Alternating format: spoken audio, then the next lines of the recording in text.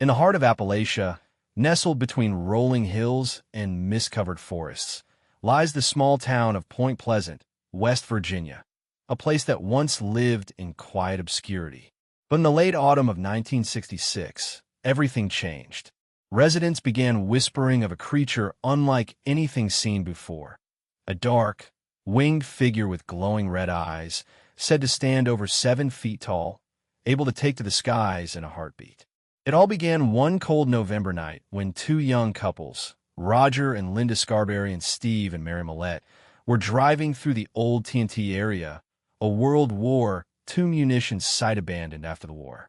Out of the darkness rose a creature, massive wings unfurled, eyes burning like embers in the car's headlights. Terrified, the group sped back to town, claiming the creature followed them, gliding effortlessly even as their car reached over 100 miles per hour. Their story made local headlines, and within days, others began to see it too. From that night forward, Point Pleasant would never be the same. As news of the Mothman spread, fear began to take root in the hearts of locals. Between November 1966 and December 1967, more than 100 people claimed to have seen the mysterious being. Some described it perched on rooftops, others saw it standing in open fields, wings folded against its body like a cloak. Hunters reported eerie screeches echoing through the forest at night. Drivers told stories of something flying alongside their cars on the lonely backroads of West Virginia. What made these encounters chilling was not just their frequency, but the consistency in description. Tall, humanoid, dark gray or black skin, and those unmistakable glowing red eyes that seemed to pierce the soul. Some witnesses claimed to feel an overwhelming sense of dread, as if the creature radiated a kind of psychic fear. In time, journalists, scientists, and even the curious from nearby states descended upon Point Pleasant, some searching for proof, others seeking to debunk the growing hysteria. Yet the stories continued, each one stranger than the last. The Mothman sightings didn't happen in isolation. As the small town buzzed with fear, reports of UFOs, strange lights in the sky, and mysterious men in black visiting witnesses began surfacing. Author and investigator John A. Keel arrived to study the phenomenon and soon found himself caught in a web of coincidences and eerie phone calls predicting tragedies that had yet to occur.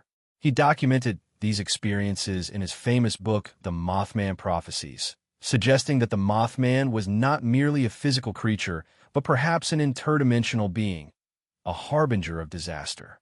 Many locals began to agree. Strange electrical disturbances plagued the town.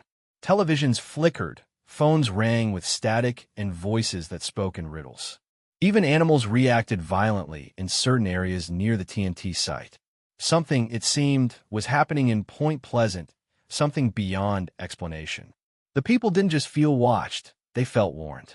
The tension reached its peak on December 15, 1967. During rush hour, the Silver Bridge, connecting Point Pleasant, West Virginia, to Gallipolis, Ohio, was filled with commuters heading home for the holidays. Without warning, the bridge collapsed into the freezing Ohio River. 46 people died that day. For many, the tragedy solidified the Mothman's reputation as an omen of death and destruction. Witnesses claimed they had seen the creature flying near the bridge in the days leading up to the collapse. Others said they saw it perched silently atop the bridge hours before it fell. The U.S. government later concluded that the disaster was caused by a failed eye-bar chain in the bridge's structure, a tragic accident of metal fatigue. Yet to those who lived through the year of fear, this explanation felt incomplete. To them, the Mothman had come not as a destroyer, but as a warning that no one had understood in time. The bridge collapse ended the sightings as suddenly as they had begun, but the legend was now immortal. In the years that followed, experts and skeptics tried to unravel the truth behind the Mothman phenomenon. Ornithologists proposed that witnesses had mistaken a large bird, perhaps a sandhill crane or a barred owl, whose wingspan could reach up to 10 feet and whose red-eye reflections could appear glowing in headlights. Others suggested it was a prank or a mass hysteria fueled by Cold War paranoia and local superstition. Yet believers countered that too many witnesses from too many different walks of life had described the same thing for it all to be coincidence. John Keel and other paranormal researchers explored more speculative explanations: alien visitations, government experiments, or even interdimensional rifts. Some theorized that the TNT area, with its labyrinth of underground tunnels and chemical waste, might have mutated wildlife or created electromagnetic disturbances that drew the creature from elsewhere. Whether explained by science or the supernatural, one thing was certain. The Mothman left a psychological scar on Point Pleasant that science alone could not erase. As the decades passed, Point Pleasant slowly learned to embrace its terrifying legacy. The Mothman became both a mystery and a mascot. The town erected a metallic statue of the creature in the downtown area, its gleaming wings spread wide, its crimson eyes fixed in an eternal stare. A museum dedicated to the sightings opened, preserving witness accounts, newspaper clippings, and even pieces of the fallen Silver Bridge. Every September, the community celebrates the Mothman Festival, attracting thousands of tourists from around the world. What was once a tale of terror transformed into a source of identity and pride. Yet behind the laughter, the costumes, and the souvenirs, a lingering unease remains. Visitors often report a strange heaviness in the air near the old TNT site, and even now, locals claim that on quiet nights, they can hear wings fluttering somewhere above the trees. The line between folklore and reality remains thin in Point Pleasant. But the story didn't end there. Sightings of a similar winged figure have been reported across the United States and beyond. In 2017, dozens of people in Chicago claimed to see a flying humanoid with glowing red eyes near Lake Michigan, dubbed the Chicago Mothman. Other reports surfaced in Russia, Mexico, and even the Middle East, often preceding disasters such as mine explosions or structural collapses. Could it be coincidence, mass hysteria, or something deeper, a universal archetype manifesting through fear? Psychologists suggest that the Mothman embodies humanity's anxiety in times of crisis, a dark reflection of our collective dread. But believers insist it's real, a supernatural sentinel appearing when tragedy looms.